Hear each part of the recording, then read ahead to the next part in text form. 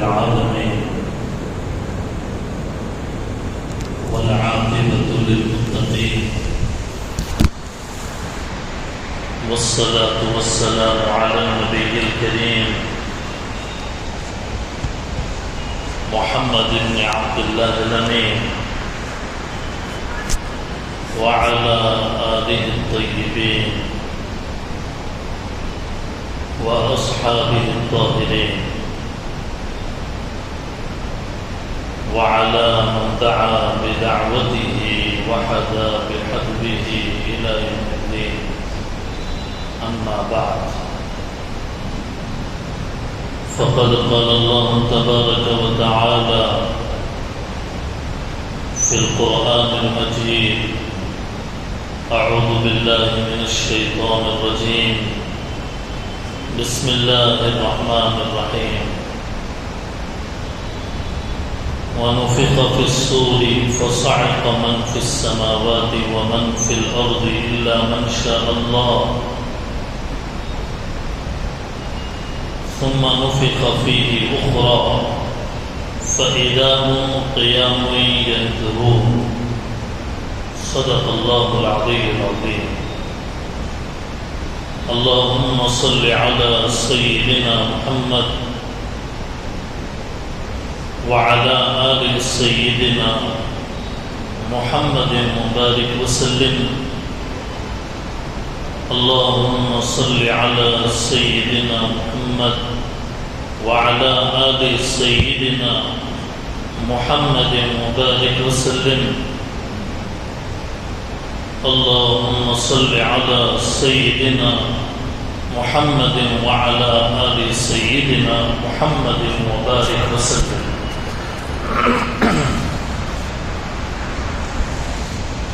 بزرگان محترم، سامعین عالی وقار، احترام کے لائق معزز حاضرین،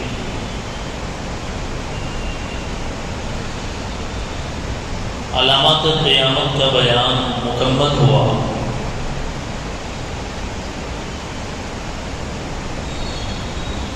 کافی مہینوں سے قیامت کی علامتیں اور اس کی جو ضروری تفصیلات ہیں اسے آپ حضرات کے سامنے عرض کیا گیا۔ مقصد یہ ہے کہ اس سبجیکٹ کے اوپر آپ کو قرآن اور حدیث کی مکمل معلومات پہنچائی جائے۔ قیامت کی علامات، جو علامات بعیدہ، علامات متوسطہ اور علامات قریبہ پر مشتمل ہے، جب یہ ساری علامتیں مکمل ہو جائیں گی اس دنیا کے اندر، تو اللہ تعالی قیامت برپا فرمائیں گے۔ قرآن کریم میں قیامت کو لفظ قیامہ سے بھی تعبیر کیا گیا۔ لا اقسم بیوم القیامہ، قیامت کو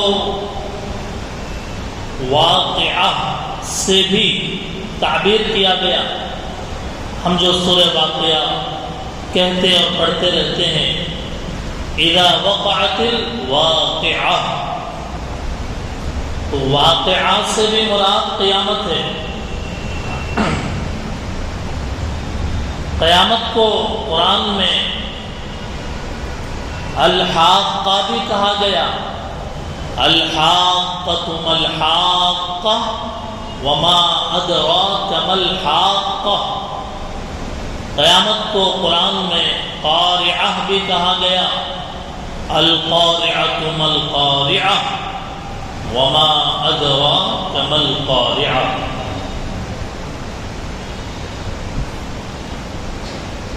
چنانچہ شاعر نے کہا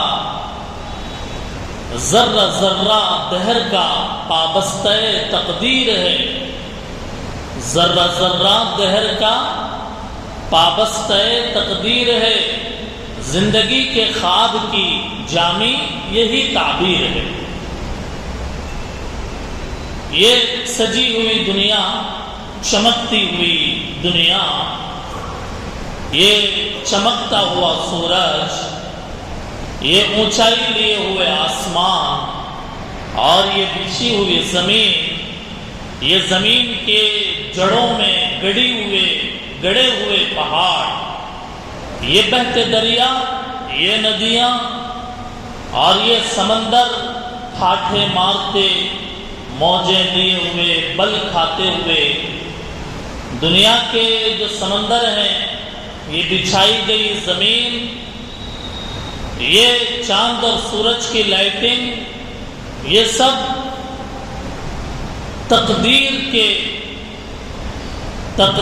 کے رحم و کرم پر ہے۔ انسان کی زندگی کی ایک لمٹ ہے، دنیا کی زندگی کی بھی ایک لمٹ ہے۔ آسمان، زمین، دنیا، کائنات، یہ جو ٹینٹ لگایا گیا اور یہ جو فرش زمین کا بچھایا گیا، یہ جو لائٹنگ کا سسٹم رکھا گیا چاند اور سورج کا، یہ بھی لمیٹڈ ہے، ایک وقت تک کے لیے ہے۔ یہ بنائی جانے والی بلند و بالا عمارتیں، یہ اٹھائے جانے والے بڑے بڑے ٹاورز، سب کچھ لمیٹڈ ہے اور ایک وقت تک کے لیے ہے۔ چنانچہ حضرت عبداللہ ابن مسعود رضی اللہ تعالیٰ عنہما کی روایت میں ہے کہ حضور علیہ السلام نے فرمایا قیامت بدترین مخلوق پر قائم ہوگی، قیامت بدترین مخلوق پر قائم ہوگی۔ سارے مخلوقات میں انسان اعلیٰ ہے، افضل ہے، لیکن قیامت بدترین مخلوق پر قائم ہوگی۔ اس کا معنی یہ ہے کہ دنیا کے اندر جب اللہ اللہ بولنے والا کوئی باقی نہیں رہے گا، اللہ کی آواز لینے والی ایک زبان، سنگل زبان جب باقی نہیں رہے گی تو پھر اللہ تعالی قیامت برپا کر دیں گے۔ مسلم شریف کی روایت میں ہے قیامت اس وقت تک قائم نہ ہوگی جب تک زمین میں اللہ اللہ کہا جائے گا، یا قیامت ایسے آدمی پر قائم نہیں ہوگی جو اللہ اللہ کہتا ہوگا۔ کیا مطلب یہ ہے کہ قیامت جب قائم ہو رہی ہوگی اس وقت دنیا کے اندر کوئی مسلمان باقی نہیں رہے گا، پوری دنیا میں کافر ہی کافر، مشرک ہی مشرک، ایک بھی مسلمان باقی نہیں رہے گا۔ اب پوری دنیا سے مسلمانوں کو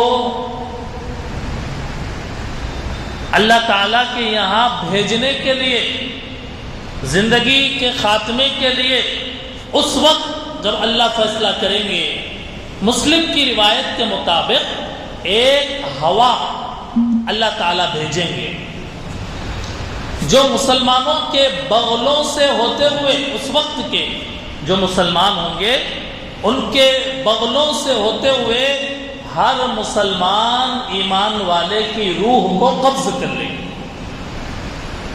اور جب مسلمان سب ختم، پوری دنیا میں صرف باقی رہنے والے ایسے بدتر،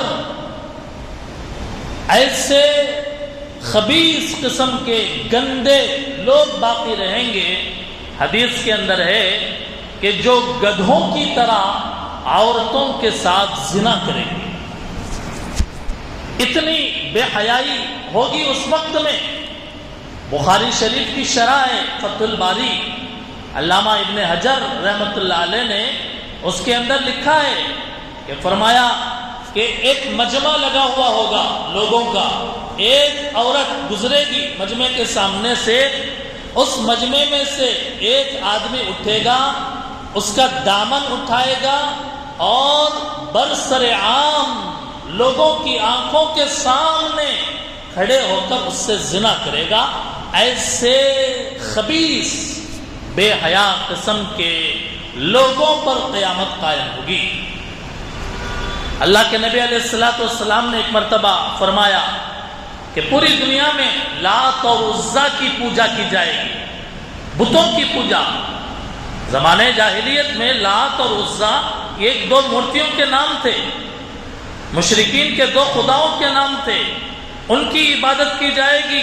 تب پوری دنیا میں جب یہ ہوگا تو قیامت اللہ تعالی نازل فرمائیں گے۔ حضرت عائشہ رضی اللہ تعالیٰ عنہ نے پوچھا، اللہ کے نبی قرآن میں تو ہے کہ اللہ تعالیٰ اسلام کو پورے زمین پر نافذ کریں گے، اسلام کا غلبہ ہوگا۔ هو الذی ارسل رسولہ بالہدی ودین الحق لیظہرہ علی الدین کلہ، اسلام کا غلبہ ہوگا۔ اللہ کے نبی پھر آپ یہ کیسے کہہ رہے ہیں کہ قیامت قائم ہوگی جب پوری دنیا میں لات و عزا کی پوجا کی جائے؟ حضور نے کیا فرمایا؟ حضور نے فرمایا، عائشہ اسلام کا غلبہ رہے گا پوری دنیا میں، لیکن جب تک اللہ چاہیں گے، اور جب اللہ چاہیں گے اسلام کا نام لینے والا باقی نہیں رہے گا، حتیٰ کہ پوری دنیا میں ایک آدمی بھی ایسا باقی نہیں رہے گا کہ جس کے دل میں رائی کے دانے کے برابر بھی ایمان ہوگا، وہ دنیا کے اندر باقی ہو، ایسا نہیں ہوگا۔ تب اللہ تعالیٰ قیامت کو نازل فرمائیں گے۔ چنانچہ ایسی صورتحال میں جب قیامت نازل کرنا ہوگی، اللہ تعالی حضرت اسرافیل علیہ السلام کو سور پھونکنے کا حکم دیں گے۔ حضرت اسرافیل علیہ السلام کے بارے میں حدیث کے اندر ہے کہ حضرت اسرافیل اپنے ہاتھوں میں سور لیے ہوئے، سور سینگ، ایک بہت بڑی سینگ، حدیث کے اندر کہا گیا بہت بڑی سینگ لیے ہوئے حضرت اسرافیل اس کو منہ لگا کر، سر جھکا کر، کان اللہ کی طرف لگائے ہوئے انتظار میں ہیں کہ کب اللہ کا حکم ہو اور کب میں سور پھونکوں۔ اللہ کے نبی نے فرمایا، میں اطمینان کے ساتھ کیسے بیٹھ سکتا ہوں جبکہ اسرافیل ہاتھ میں سور لے کر، سر جھکا کر، کان اللہ کی طرف لگائے ہوئے اللہ کے حکم کے انتظار میں ہیں، میں کیسے اطمینان کے ساتھ بیٹھ سکتا ہوں؟ چنانچہ حضرت اسرافیل علیہ السلام کو جب سور پھونکنے کا حکم ہوگا، سب سے پہلے سور کی آواز سننے والا ایک ایسا آدمی ہوگا جو اپنی اونٹنیوں کو پانی پلانے کے لیے ایک حوض کو لیپ رہا ہوگا، یعنی حوض بنا رہا ہوگا، سور کی آواز سن کر بے ہوش ہو جائے گا، اور سور کی آواز سن کر بے ہوش ہو جائے گا۔ قیامت کے بارے میں قرآن میں ہے کہ قیامت اچانک آ جائے گی، لا تأتیکم الا بغتہ، اچانک آ جائے گی۔ کیا مطلب یہ ہے، حدیث کے اندر ہے، بخاری کی روایت، مسلم کی روایت میں ہے کہ ایک کپڑے کی دکان میں کپڑا کاٹنے والا قینچی لے کر کپڑا کاٹے گا، ابھی اس کپڑے کو طے کر کے نہ رکھے گا، قیامت آ جائے گی۔ ایک آدمی جو اونٹنی کا دودھ دوہ رہا ہوگا، ابھی وہ دودھ پینے نہیں پائے گا، اتنے میں قیامت آ جائے گی۔ ایک آدمی کھانے کے لیے لقمہ منہ میں لے گا، ابھی وہ حلق سے نیچے نہ اتارا ہوگا، قیامت آ جائے گی۔ یہ سب باتیں حدیث کے اندر ہے۔ چنانچہ جب سور کی آواز پیدا ہوگی، اور آواز آہستہ آہستہ تیز ہونا شروع ہوگی، حتیٰ کہ اس قدر بڑھے گی اور اس قدر دہشت کی آواز آسمان پورے مشرق مغرب میں، ایک ملک میں نہیں بلکہ پوری دنیا کے اندر وہ سنی جائے گی، جیسے بادل ٹوٹ کر گرے، جیسے بادل گرجے اور سر کے اوپر جیسے بادل کی گرج سنائی دے کہ آدمی چونک جاتا ہے، کہ کہتا ہے میرے اوپر کہیں نہ گری ہو، میرے آدو بادو میں۔ اتنی سخت آواز کہ اس کی دہشت سے تمام مخلوق مرنے لگے گی، اور جتنے لوگ مرے ہوئے ہیں وہ بے ہوش ہو جائیں گے۔ یہ پہلی مرتبہ سور پھونکنے پر ہوگا۔ سور 2 مرتبہ پھونکا جائے گا، سور 2 مرتبہ پھونکا جائے گا۔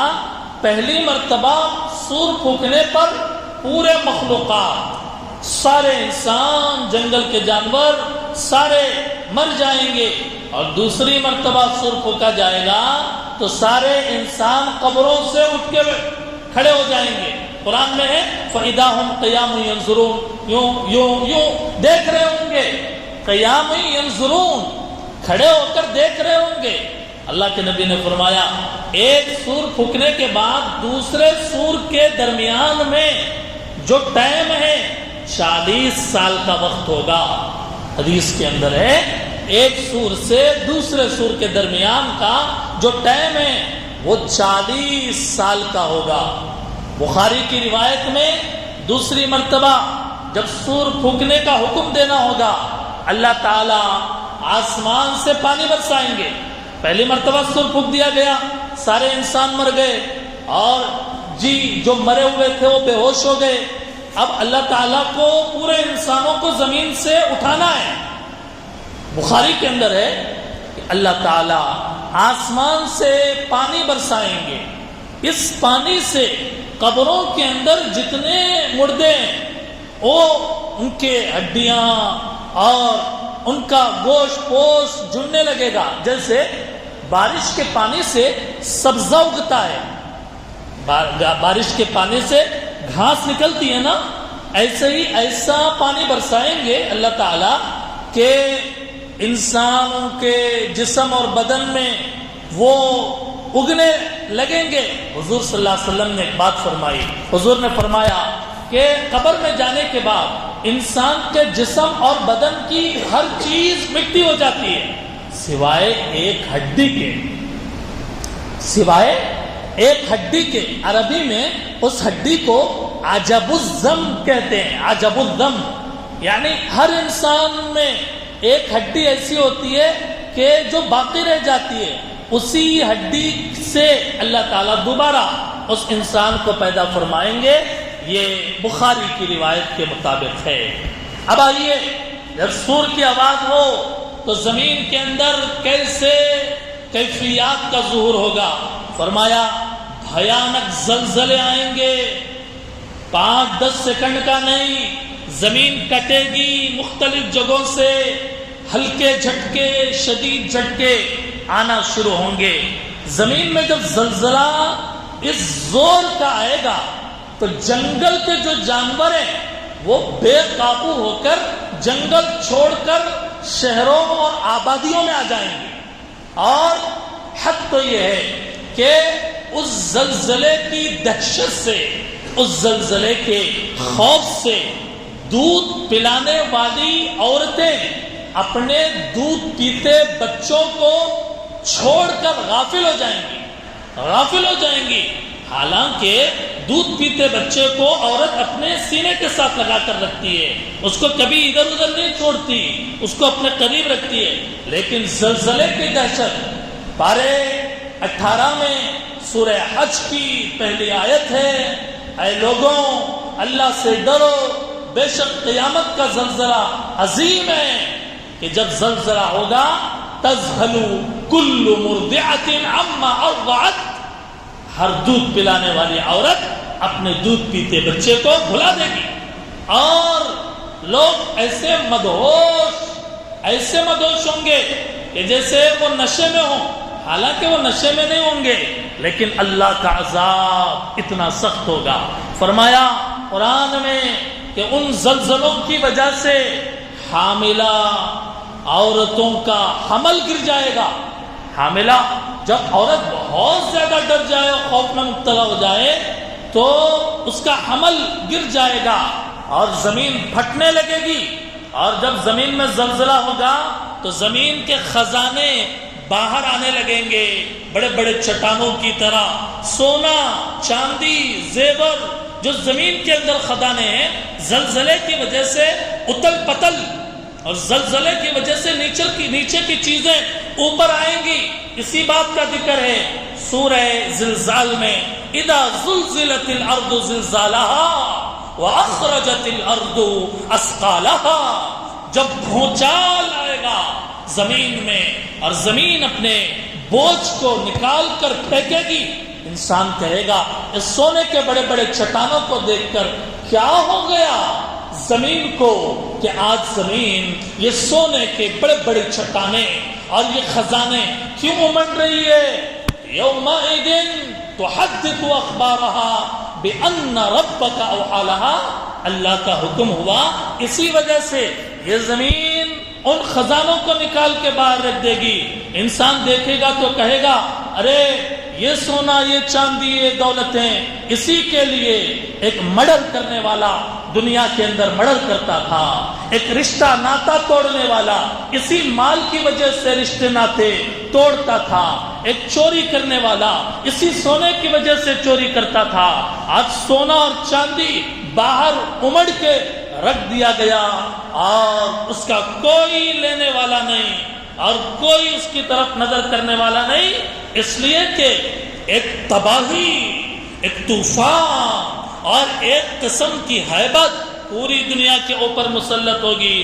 فرمایا کہ جب سور کے بعد کی کیفیت کہ آسمان کے اندر جو سورج لگا ہوا ہے، جو چاند لگا ہوا ہے، بخاری اور مسلم کی روایت کے مطابق چاند اور سورج کو قیامت کے دن دریا اور سمندر میں ڈال دیا جائے گا۔ چاند اور سورج کو نکال کر، سورج کتنا گرم ہوتا ہے، سورج کی گرمی، اس کی حرارت، اللہ اکبر کبیرہ، کتنا گرم ہوتا ہے، کتنی اس کے اندر طاقت اور قوت ہوتی ہے۔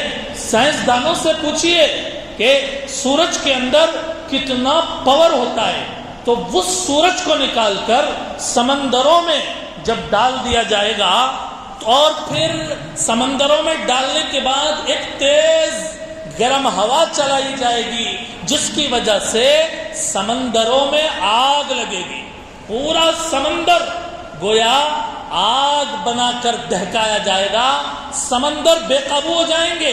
قرآن میں ہے وَإِذَا الْبِحَارُ سُجِّرَتْ، جب سمندر چھوڑ دیے جائیں گے اور تیز ہوا کی وجہ سے پورے سمندر کے اندر ایک طرح کی آگ لگائی جائے گی، آسمان کے جو تارے ستارے ہیں وہ توڑ کر سب سمندر میں گرا دیے جائیں گے، اور جو آسمان ہے، آسمان سور کی آواز کے بعد پھٹنے لگے گا، سور کی آواز کے بعد آسمان پھٹنے لگے گا۔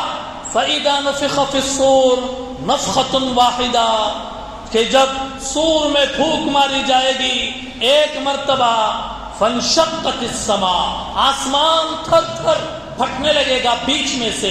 اللہ تعالیٰ حکم دیں گے آسمان کے اندر جو فرشتے ہیں کہ تم آسمان کے کناروں پر چلے جاؤ، سارے فرشتے وہاں سے ہٹیں گے، اور وَالْمَلَكُ عَلَىٰ أَرْجَائِهَا، سارے فرشتے آسمان کے کناروں پر چلے جائیں گے۔ اب آسمان درمیان میں سے ٹوٹنے لگے گا، پھٹنے لگے گا۔ قرآن کریم نے کہا کہ اس دن آسمان کمزور ہو جائے گا۔ وَانشَقَّتِ السَّمَاءُ فَهِيَ يَوْمَئِذٍ وَاهِيَةٌ، اور زمین کے اندر جو پہاڑ ہیں وہ چلا دیے جائیں گے۔ پہاڑ جو اپنی جگہ ہمیں نظر آتے ہیں، یہ پہاڑ اکھیڑ دیے جائیں گے اور چلا دیے جائیں گے۔ ابتدا میں یہ پہاڑ چلائے جائیں گے۔ سُيِّرَتِ الْجِبَالُ فَكَانَتْ سَرَابًا، قرآن کریم کی آیت میں ہے کہ پہاڑ چلائے جائیں گے، پھر پہاڑ بھاگیں گے، اور پھر کٹیں گے، ٹوٹیں گے۔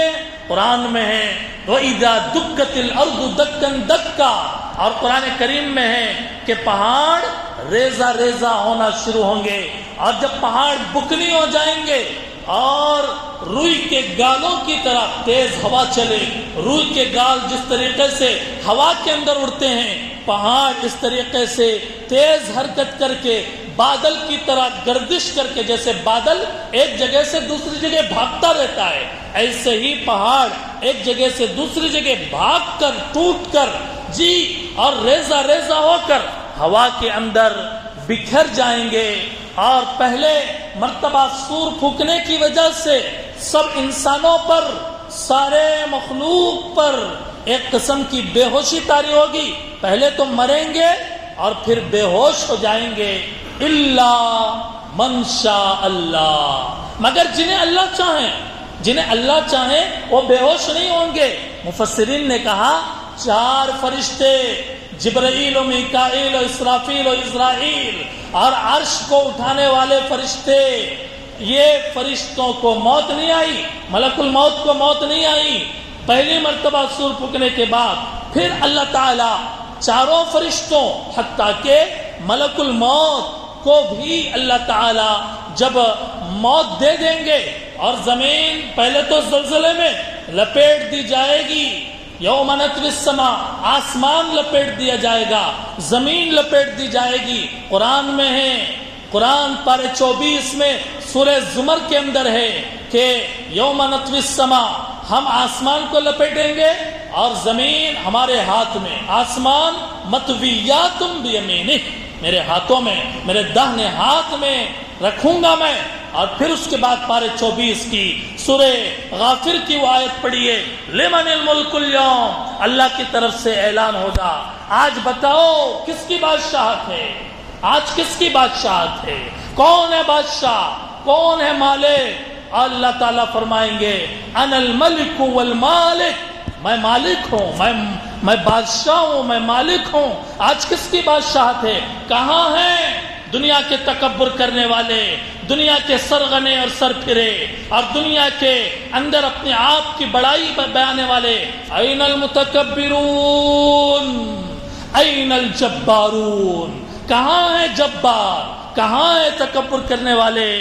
اور پھر اللہ خود کہیں گے آج صرف ایک اللہ کی بادشاہت ہے۔ اور پھر اس کے بعد جب زمین بدل دی جائے گی، قرآن کریم میں ہے پارے 14 میں، یوم تبدل الارض غیر الارض، جب حشر کے میدان کے لیے زمین کو بچھایا جائے گا، 2 طرح کی باتیں احادیث کے اندر ملتی ہے۔ ایک بات یہ کہ اسی زمین کو نئے سرے سے اللہ بچھائیں گے، دوسری بات یہ ملتی ہے نہیں، حشر کے میدان کی جو زمین ہے اللہ تعالیٰ ایک نئی زمین بنائیں گے، اور حشر کے میدان کے لیے اللہ تعالیٰ بچھائیں گے اس کو۔ چنانچہ بخاری اور مسلم کی روایت میں ہے قیامت کے دن لوگ ایسی زمین پر اٹھائے جائیں گے جو ایسی صاف اور سفید ہوگی۔ یہ زمین سفید ہے، یہ زمین سفید نہیں ہے، کسی جگہ مٹیالہ رنگ ہے، کسی جگہ لال ہے، کسی جگہ کالی زمین ہے، زمین کا رنگ سفید نہیں ہے۔ لیکن قیامت کے دن حشر کا میدان جس زمین پر قائم ہوگا، بخاری کی روایت کہہ رہی ہے ایسی صاف اور شفاف زمین ہوگی جیسے میدے کی روٹی، اس کے اندر کوئی مکان، کوئی پہاڑ، کوئی باغ، کوئی درخت، کوئی پہاڑ، کوئی ٹیلا، اس کے اندر کچھ بھی نہیں ہوگا۔ ایک اور روایت میں ہے محشر کی زمین بالکل نئی چاندی کی طرح سفید ہوگی، ایسی زمین ہوگی جس زمین پر کوئی گناہ نہ ہوا ہوگا۔ اس زمین پر، آج جس زمین پر ہم رہ رہے ہیں، ہزاروں کروڑوں سالوں کی یہ زمین کہ جس پر ہزاروں قومیں آئی گزر گئی، کتنے گناہ کرنے والوں نے اس پر گناہ کیا، کتنا خون بہایا گیا، اور کتنے جنگیں لڑی گئی، اور کتنے گناہ کیے گئے، لیکن حشر کے میدان میں جو زمین ہوگی، فرمایا ایسی زمین ہوگی کہ اس زمین پر کوئی گناہ نہ ہوا ہوگا، اور جس پر کوئی خون کا قطرہ نہ گرا ہوگا، ایسی زمین ہوگی۔ چنانچہ قرآن کریم میں ہے وَإِذَا الْأَرْضُ مُدَّتْ، جب زمین کو کھینچ کر پھیلایا جائے گا، جب زمین کو حشر کے میدان کے لیے کھینچ کر پھیلایا جائے گا، جیسے کسی چادر میں یا کسی لپٹی ہوئی چیز میں شکنیں ہوں، وہ جگہ جگہ سے مڑی ہوئی ہو، اس کو یوں کھینچ کر، جیسے ربڑ کو کھینچ کر، جیسے پلاسٹک کو کھینچ کر پھیلایا جائے، ایسے ہی زمین کو کھینچ کر پھیلایا جائے گا۔ مسلم شریف کی روایت میں ہے کہ ایک یہودی آیا اللہ کے نبی صلی اللہ علیہ وسلم کے پاس اور کہنے لگا اے محمد یہ بتائیے کہ قیامت کے دن جب زمین بدلی جا رہی ہوگی، جب زمین کو دوسری زمین سے بدلا جا رہا ہوگا، اس وقت آدمی کہاں ہوں گے؟ اس وقت آدمی کہاں ہوں گے؟ یہودی نے پوچھا اللہ کے نبی علیہ السلام سے۔ اللہ کے نبی نے فرمایا پل صراط کے پاس اندھیرے میں ایک طرف ان کو رکھ دیا جائے گا، اور جب زمین بچھائی جائے گی تو سارے لوگوں کو، یعنی آدم علیہ السلام سے لے کر قیامت تک پیدا ہونے والے آخری انسان تک کو اس حشر کے میدان کی زمین کے اوپر لا کر کھڑا کر دیا جائے گا۔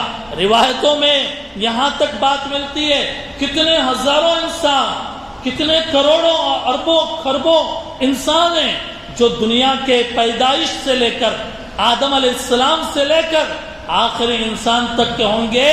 زمین اتنی بڑی ہوگی، اس زمین پر سارے انسانوں کو جب کھڑا کیا جائے گا، ایک انسان کے حصے میں اتنی زمین آئے گی جتنے زمین پر وہ اپنے پیر رکھ سکتا ہے، باقی پوری زمین بھری ہوئی۔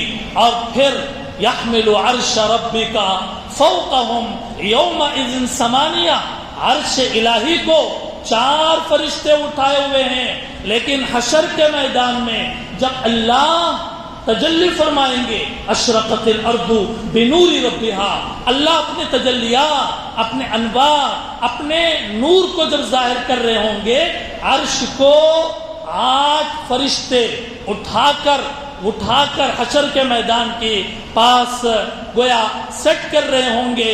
یہ دنیا کے ٹوٹنا، یہ دنیا کے اوپر قیامت کا برپا ہونا، جس کو ان احادیث کے اندر بیان کیا گیا ہے اور ان روایتوں کے اندر بیان کیا گیا ہے۔ چنانچہ ہر انسان کو دوسری مرتبہ جب سور پھونکا جائے گا، سارے انسان اپنی قبروں سے اٹھ کر قیام ینظرون، کھڑے ہو جائیں گے پہلے اور ادھر ادھر دیکھ رہے ہوں گے، ینظرون، اور پھر اس کے بعد انہیں حشر کے میدان کی طرف ہانکا جائے گا اور وہاں جمع کیا جائے گا۔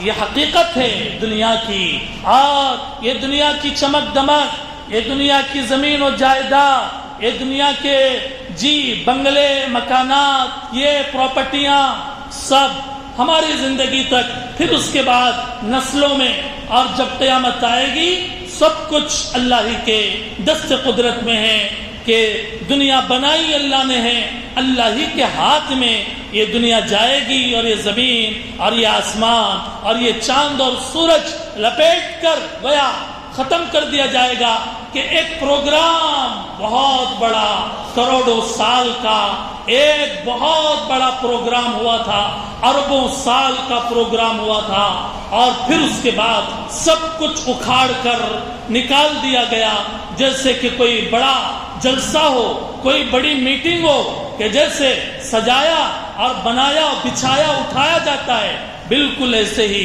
دنیا کی بھی حقیقت ہے۔ دوستوں اور بزرگوں، سبق یہ ہے، نصیحت یہ ہے کہ یہ دنیا کی ناپائیداری، یہ دنیا کی فنائیت، کل من علیہا فان، کل نفس ذائقۃ الموت، ہر نفس کو، ہر انسان کو، ہر سانس لینے والے کو موت کا مزہ چکھنا ہے۔ یہ دنیا اور اس کی عیش و عشرتیں، یہ دنیا اور اس کے مزے، سب کچھ ایک وقت تک کے لیے ہے، پھر ختم ہو جائیں گے۔ حقیقی زندگی آخرت کی زندگی ہے۔ اگر بندہ اطاعت کرنے والا ہے، اگر بندہ اللہ کا فرما بردار ہے، اس کے ساتھ اچھا فیصلہ ہوگا، اور اگر بندہ برا ہے، گناہوں میں مبتلا رہنے والا، نمازوں کو چھوڑنے والا، اللہ کے احکام کو پامال کرنے والا ہے، تو دوستو اور بزرگوں پھر اس کے ساتھ جو ہوگا وہ قیامت کے حشر کے میدان کے اندر ظاہر ہو جائے گا۔ دعا فرمائیں کہ اللہ تعالی ہم سب کو آخرت کی تیاری کرنے کی توفیق عطا فرمائے۔ وآخر دعوانا ان الحمد للہ رب العالمین۔